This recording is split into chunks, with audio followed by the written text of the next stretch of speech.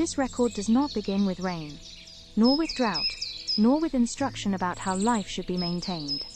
It begins with noticing what continues when conditions appear empty, when surfaces harden, when green withdraws, and when the visible signs of support seem to have disappeared. It does not explain or defend, it does not assign fault or offer correction. It holds attention on a process that unfolds quietly, and without urgency, asking only that it be observed long enough to be recognized.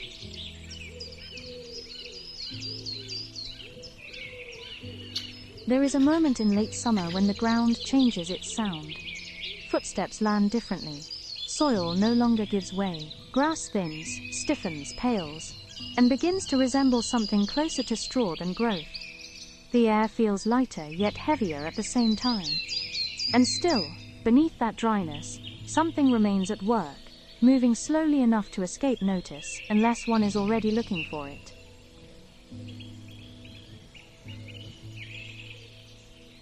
When the rain stops coming, it is easy to believe that water has disappeared entirely, that life above ground is simply enduring the absence of something it can no longer reach. The surface tells a convincing story. Dust settles where softness used to be, leaves hold themselves still against the heat, and the grass underfoot feels brittle, as if it has forgotten how to bend.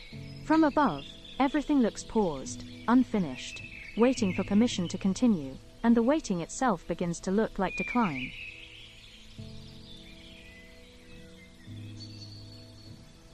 But plants do not experience the world from the surface alone. What looks like emptiness from above is not absence below. Long before the ground hardened, it stored what it could, holding moisture in dark, narrow spaces between grains of soil, in places the sun cannot reach, and the wind cannot strip bare. Roots learned this pattern long ago, spreading outward and downward, remembering where water lingers long after rain has been forgotten by the air.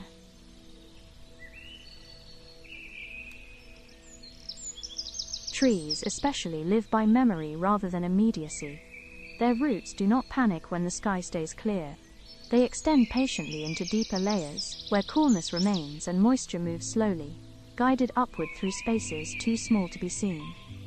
A tree standing green in a dry yard is not defying the season.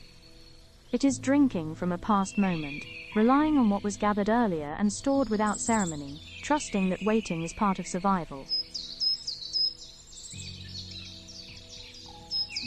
Smaller plants learn different lessons. They live closer to the surface, closer to the quick changes that make drought visible. When water becomes scarce, they slow themselves down. Leaves adjust their angle. Growth pauses. Energy is conserved rather than spent. What looks like surrender is often restraint, a choice made without language to endure rather than exhaust what remains. Survival, here, looks like stillness, not struggle.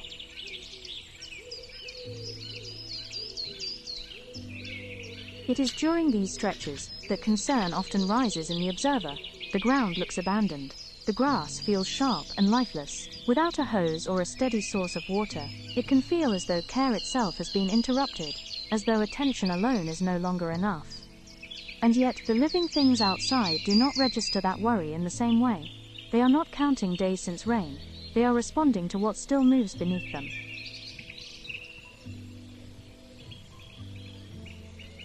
Even the grass, which looks the most defeated when the ground dries and cracks, is rarely gone in the way it appears to be. What looks like hay is often a kind of retreat, a pulling inward that protects the living parts closest to the soil. The blades above dry first, stiffen first, give up their color first, while the roots below hold on quietly, waiting for a signal small enough to seem insignificant. A brief cooling, a change in air, a hint of moisture. The grass does not need abundance to respond. It only needs permission.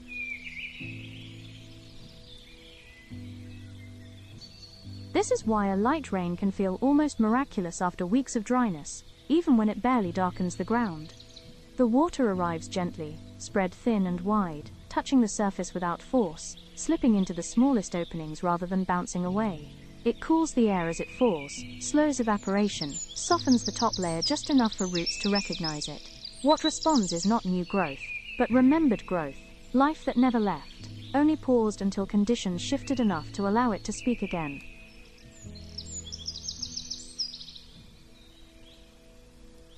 Hose water behaves differently. It comes fast and heavy, aimed at one place while missing another, striking soil already tight from heat and time. Much of it runs off before it can be received, or evaporates before it can sink. The ground resists it, not out of stubbornness, but because dry earth closes itself for protection. This is not failure, it is a mismatch of pace. Rain arrives at the speed the land understands. Roots respond to timing as much as quantity.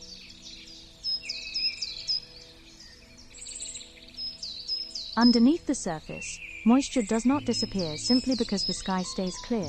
It moves slowly, drawn upward through tiny spaces, traveling by quiet forces that require patience rather than pressure. Roots learn to wait for this movement, extending themselves toward cooler layers where water lingers longer. A tree standing in a dry season is often sustained by something older than the present moment, drinking from memory rather than immediacy, trusting what was stored when abundance passed through.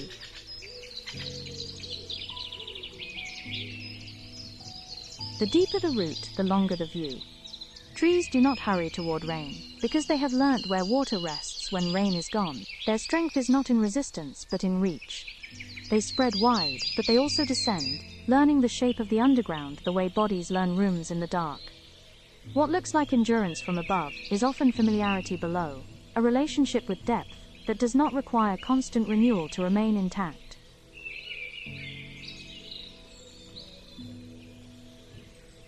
Smaller plants live closer to the surface, and so their waiting looks different. They fold, narrow, slow themselves down, conserving what they cannot replace quickly. Leaves curl not in defeat, but in protection. Growth pauses not because it has failed, but because it has learned when not to spend. The language of survival here is restraint. It is not dramatic. It does not announce itself. It simply holds.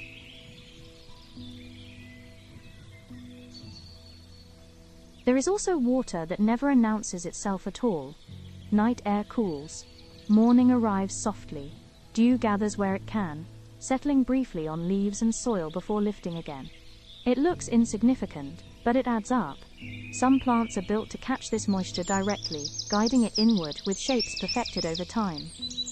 Others benefit indirectly, receiving what sinks just far enough to reach waiting roots. Even in dry seasons, the air itself participates.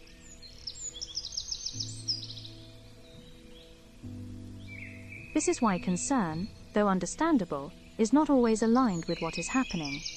The observer sees dryness and assumes abandonment. The plants experience dryness and adjust. They are not asking for rescue, they are managing continuity. Life does not always announce its needs at the same volume that worry uses to speak. Often it prefers quiet arrangements that function without attention.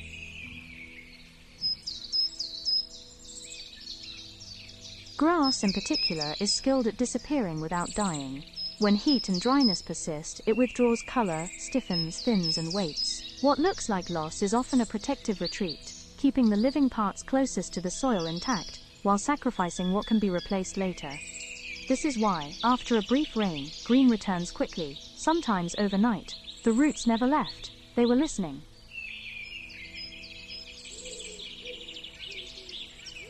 So much of what sustains life happens out of sight, that it is easy to misread stillness as absence. We are taught to look for motion, for visible effort, for signs that something is actively trying. But roots do not hurry, soil does not explain itself. Water moves slowly underground, following paths shaped long before the present moment. Continuity rarely looks urgent.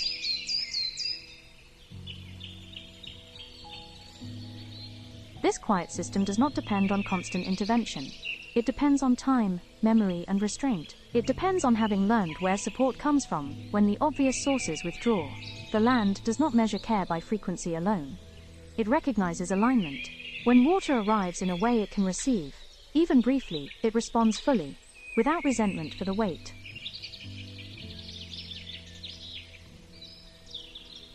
There are seasons when attention feels insufficient because action is limited. A locked faucet. No hose to stretch across the yard. No easy way to deliver help directly. In those moments, it can feel as though care has been interrupted. But attention still matters. Observation still matters. Knowing that life is continuing beneath what looks dry allows concern to soften into trust without turning away.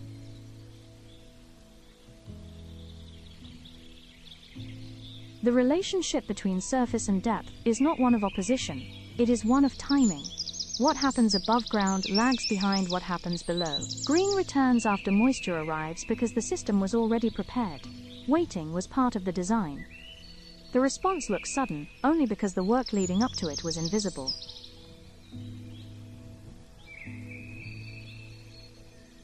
This pattern repeats itself beyond plants. Many forms of endurance rely on stored support rather than constant input. Energy gathered earlier carries things through lean stretches. Movement pauses without ending. What looks inactive is often simply conserving what it needs to continue later. Survival is not always loud. Often it is careful.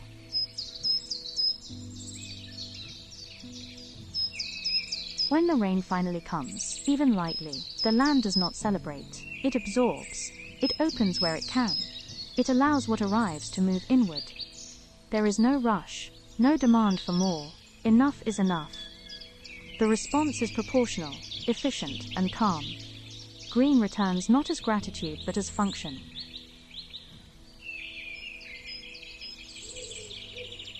Over time, this teaches a different way of seeing.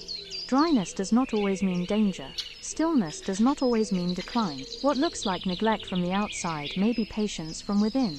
Life adapts quietly, storing what it can, releasing what it must, waiting for conditions that allow it to resume without harm.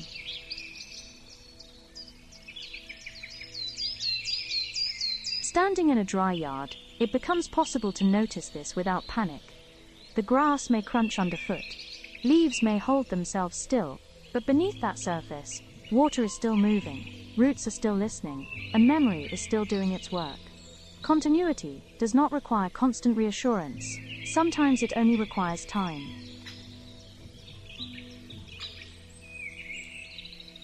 It is tempting to believe that life depends on what we can deliver directly, that care must always arrive visibly and in volume to matter. But many systems are built to endure intervals without abundance, relying instead on what was gathered earlier and held quietly until needed. Understanding this does not remove responsibility, it simply reframes worry, allowing attention to rest where it can do the least harm.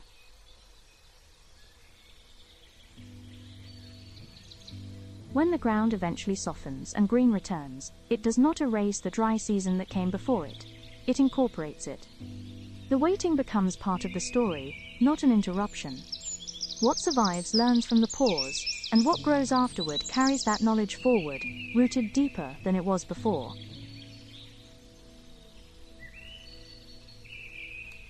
This record is preserved as part of the Red Cardinal Kitchen archive. It documents a process of continuance observed in living systems, how life sustains itself through depth, patience, and stored support when surface conditions appear empty.